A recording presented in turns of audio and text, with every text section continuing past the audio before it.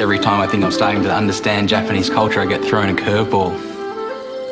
You see, Japan's proud of its ancient culture, but as old as it gets, Japanese culture always stays fresh. And that's because the people who are its guardians are also its innovators.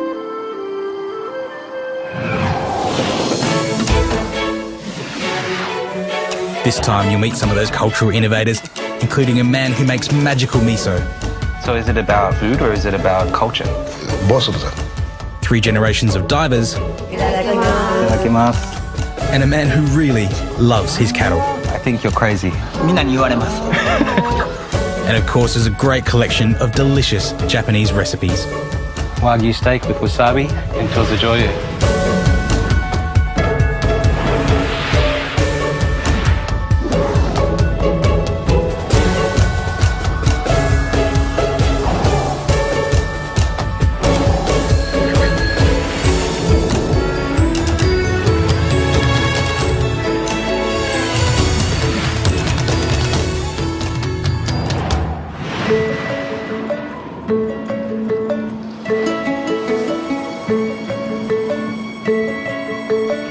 The cherry blossoms are blooming, and I've come to Toyota City to meet a man who doesn't just live life, he smashes it. Kyoe Noda is a Japanese food hero with a past. And as a young man, he was a baseball prodigy. Everybody expected him to go pro. But then one day after one too many pitches, he tore his shoulder. And right there, his career ended. He had no choice but to go back, follow the family tradition, and make miso. Now the miso of this region is hacho miso. It's a strong flavoured red soybean paste that you might have had in soup.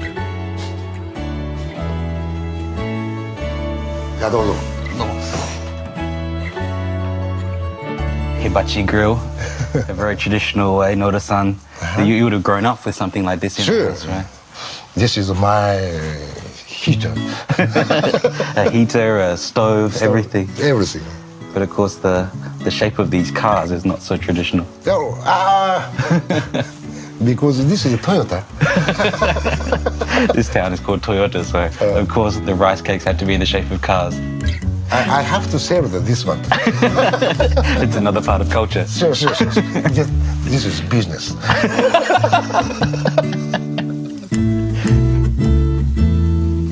The traditional snack we're cooking over this hibachi grill is gohe mochi. It's simply cooked rice, pounded and shaped around a stick. The rice cakes are grilled, covered in sweetened miso paste, and then grilled again. Itadakimasu. Wow, oishii. Wow. And crispy rice on the outside is nice and toasty. It's all over my fingers. But look, the miso is sweet and almost fruity in a way. It doesn't taste like any miso I've had before. Japanese fast food that takes thousands of years to make. Kyoe is a busy man, but every week he finds time in his hectic schedule to teach kids all about miso. He's even built a school in his factory.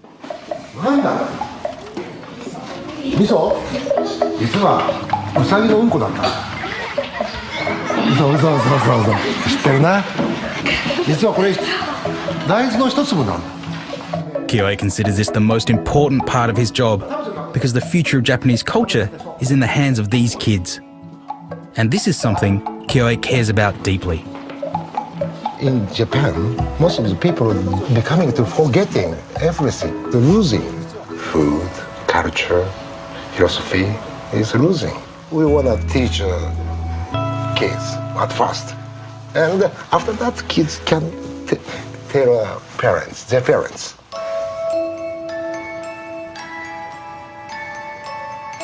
When you enter the barrel rooms, the first thing you hear is music.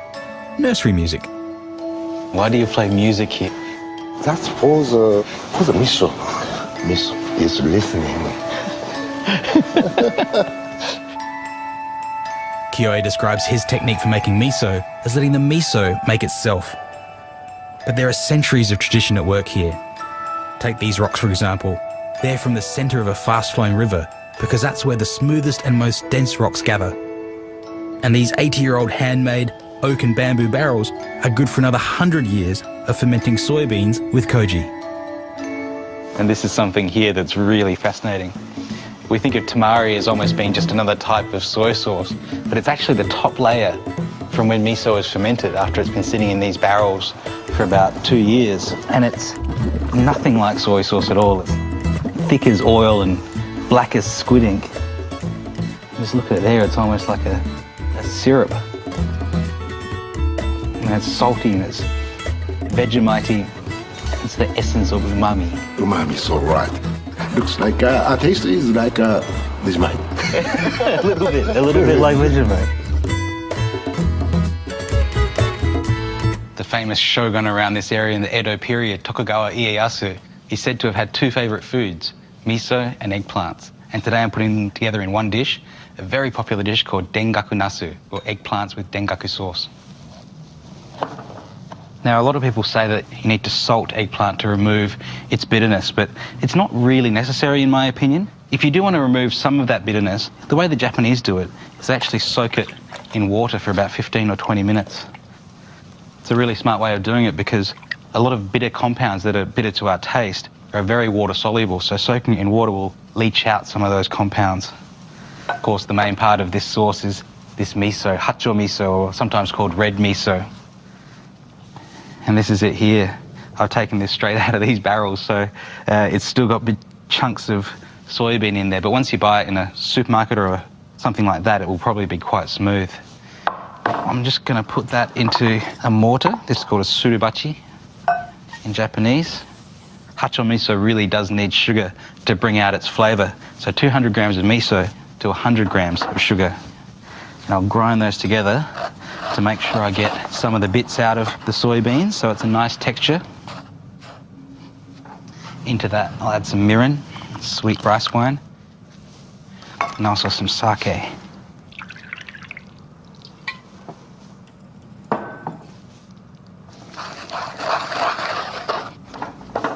That's about all there is to it. Looks like our eggplants are ready, so I'll just take those out and just a light score on these eggplants in a cross pattern.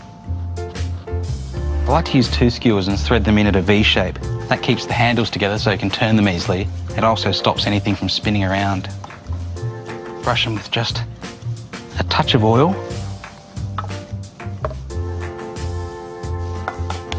Put them straight over these hot coals. Just cook these over a nice gentle heat so that they get soft in the middle before they burn on the outside.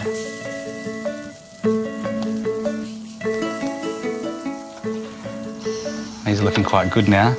So here's our miso. Just a generous thick layer over the top of these eggplants. Back over the heat, just until that miso is bubbling and fragrant. I'm doing 2 of these scattered with sesame seeds, a really classic accompaniment, and 2 of them I'm going to put on some of these little guys. These are kinome, or the leaves of a prickly ash, or a mountain ash, in Japanese called sansho. I'm just going to add a touch of grated ginger. And that's it, dengaku nasu, or eggplants with dengaku sauce.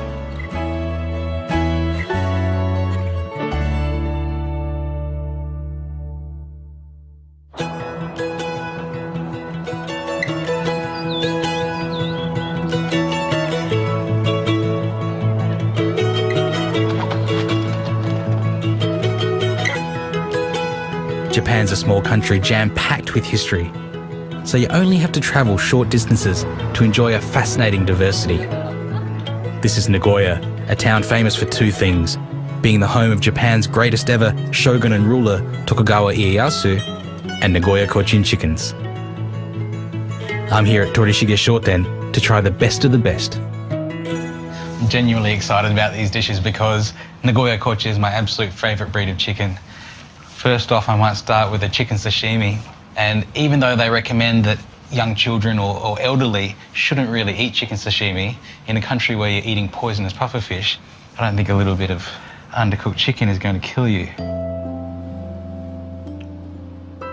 It's actually very nice. It's soft. It's kind of like tuna in a way. It doesn't have a strong meaty flavour to it in its raw form.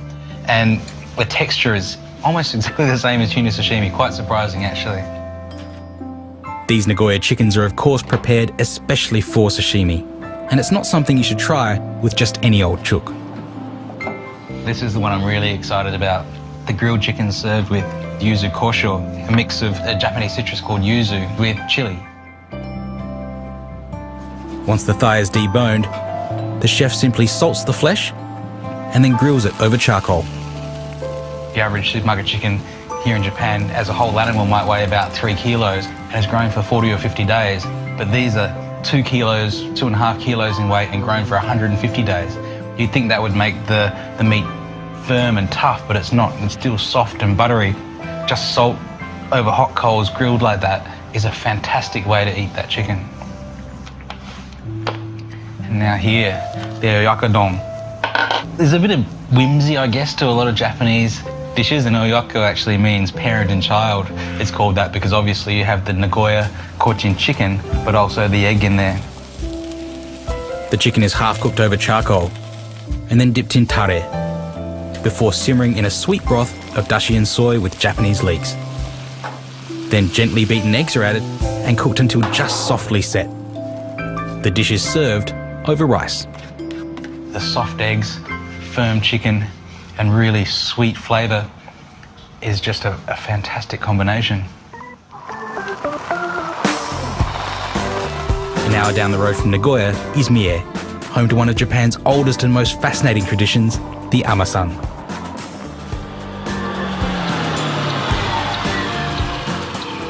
Kimi Nakagawa is a very sprightly 74 years young, and every day, no matter what the weather, she tends to her farm. Kimi's the eldest in 3 generations of very special Mie women. 笹江さんと静香さんは手伝わないですか？手伝いできても分からへん、もういう邪魔な。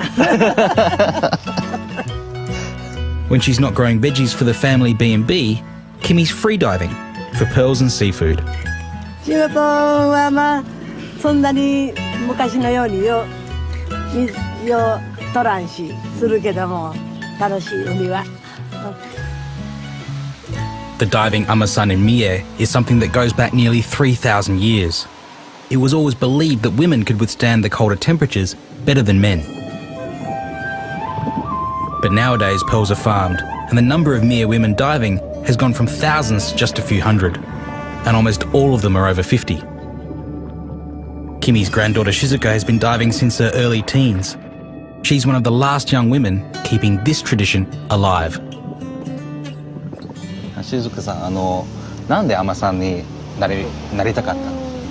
やっぱ伝統的な文化を守りたかったし、海女さんって朝の9時から10時半って決まってるんですよ。でもその短い時間だけやから本当生活に変わりはなかったんで楽しんでやってます。 But here's the rub. Soon, Shizuka will lose the right to dive. You see, the diving licenses are owned by the head of the family, the father, and he always passes it down to the eldest son. So when Shizuka's brother gets married, his wife will take Shizuka's place. そういう気持ちはちょっと残念みたいですか？残念やけど、でもこれがこの町の決まりやから、それを守っての海女さんやと思うんで。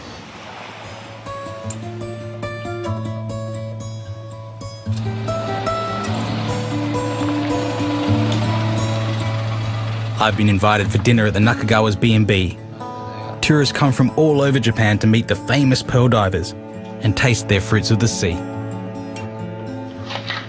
This is Nakagawa-san, the patriarch of the family, and he's preparing the abalone for dinner. And he's making takikomi gohan, which is kind of rice where everything's cooked together. So the abalone and the other ingredients go into the rice and it's all steamed up. You don't get much fresher an abalone that's still wriggling around. I have had abalone sashimi before. I have to confess it's not my favourite. It's very crunchy and tough. But it does have a great flavour. It's got a wonderful abalone flavour. I'm really interested to see how the takikomi gohan comes out. Shizuka's mother, Sanae, is the head cook in this kitchen. First dashi stock has gone in, and rice cooked with dashi stock is really wonderful. Adding in there some soy sauce, mochotto desu ne, a little bit more soy sauce. Two different types of soy sauce, a light flavoured and a strongly flavoured.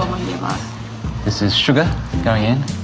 You can kind of imagine the flavour that's going to go into this rice as it cooks. First in that seaweed, and there's a little bit of a few other dried ingredients in there as well. The carrots from Granny's garden. Fried tofu.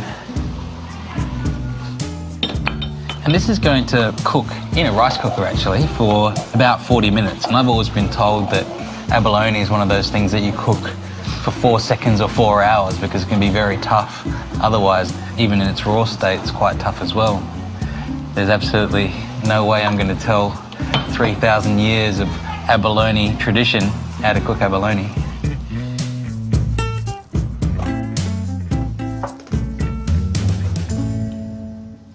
Itadakimasu.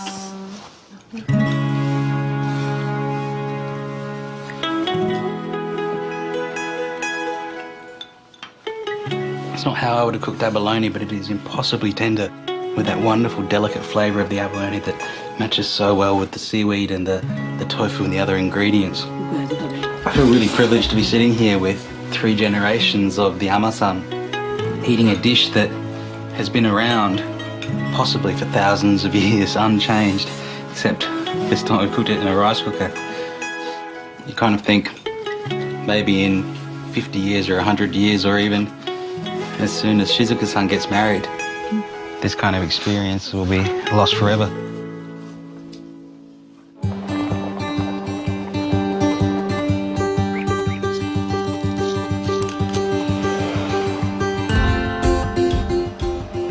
Just a little bit out of Nagoya is the area of Iga. It's famous for pottery and also for ninjas. But I'm going there for something a bit different. I'm going to try and find the guy who thinks he's making the best wagyu in the world.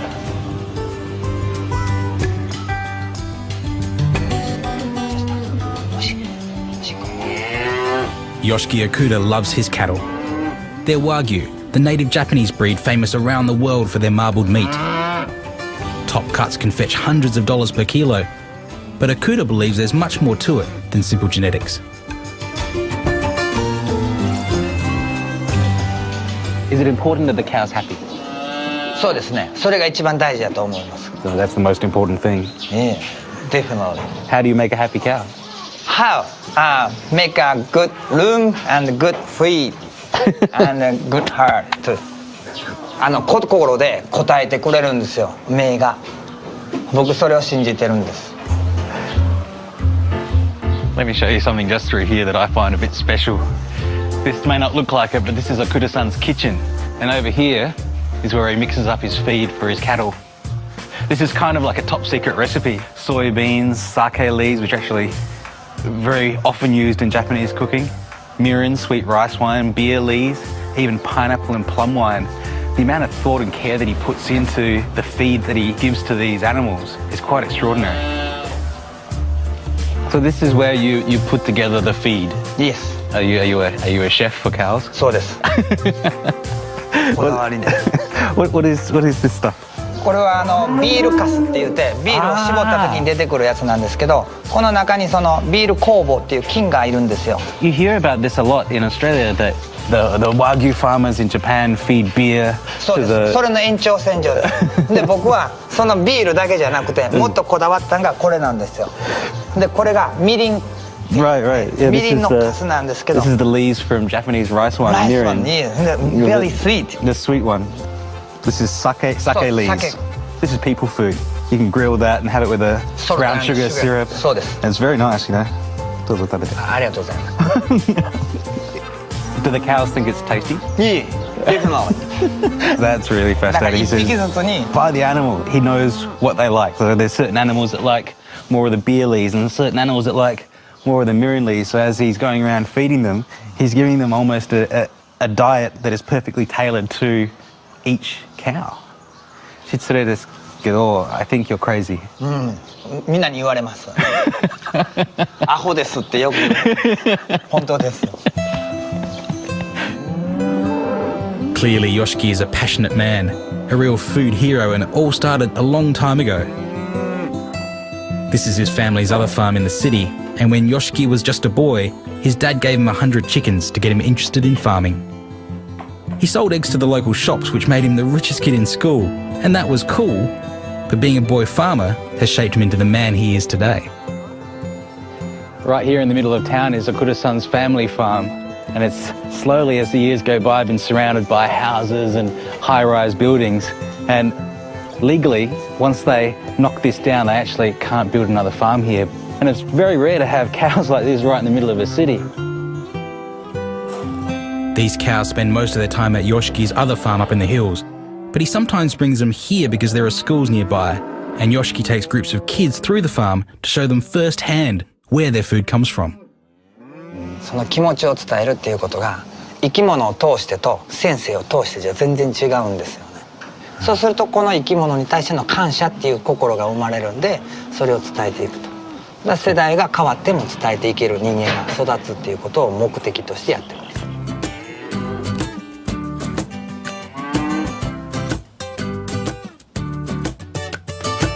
One of my favourite ways to cook Japanese Wagyu beef is just fried as a steak. And in the West, we tend to want a steak to have all to our own. There's something a bit primal about that. But when it has this much marbling through it, it's fantastic to be able to share a big piece of beef with a few people. So I'm going to do one of my favourite ways of making Wagyu, which is just Wagyu with toza joyu and wasabi. Just to get started, toza joyu, some mirin, the sweet rice wine, and some sake. Toza joyu is actually a dipping sauce that's often used with sashimi, but I think it goes perfectly with steak as well. Our sake and mirin's boiling pretty vigorously now, and I've let that go for about 30 seconds. Turn the heat off. 2 cups of really good quality soy sauce in there. And then our old favourites, some kombu and katsuobushi, bonito flakes. This takes time, so I'll let this sit aside, covered, for about a day. After that's infused overnight, strain it through some cheesecloth, put it in a bottle and let that sit again for another couple of days, and even age it up to sort of 6 months, a year, even a couple of years. So I suggest making a big quantity. Now for the steak, and the secret to a good steak starts with a good fry pan. A really heavy base fry pan is absolutely vital, and I prefer to cook steak in a fry pan because you get the most amount of surface area, which gives you the highest heat and the best caramelisation. And we're serving it with a salty kind of soy sauce dipping sauce, but the salt is also really important to get that crust on the outside of the meat. And so I'm just going to grease it with a touch of the fat from the Wagyu. Just rub that around. And just drop that in there. People always say that a few minutes on one side and then a few minutes on the other is going to give you the perfect result, but that's really false. You can't tell how a steak's cooked by the amount of time it's been in a pan. So the only way to test a steak is to touch it with your fingers. And as you push in, you get to know the steak, you get to feel as it becomes more firm, it's more cooked, but with a bit of practice you'll get it perfect. It's probably time to turn our steak now. While the steak's cooking, I'm going to do a few little condiments to go with it. This is daikon radish, and this is called daikon oroshi, which actually just means grated daikon.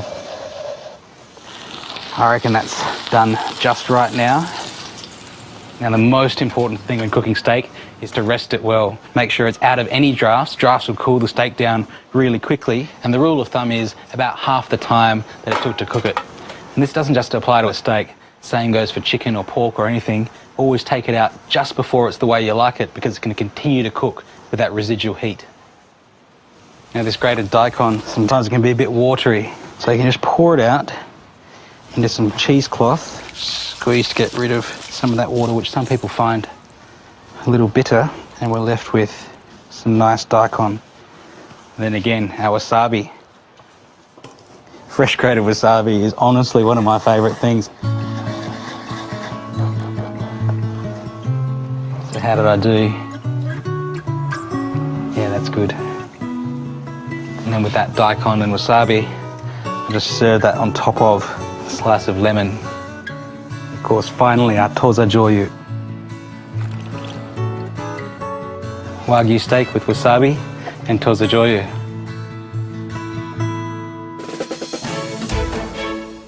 Next time, I cruise through Tokyo during cherry blossom season and explore the culinary world of Japan's salaryman. If a salaryman had a spiritual home outside the office, it'd be a place like this in Izakaya.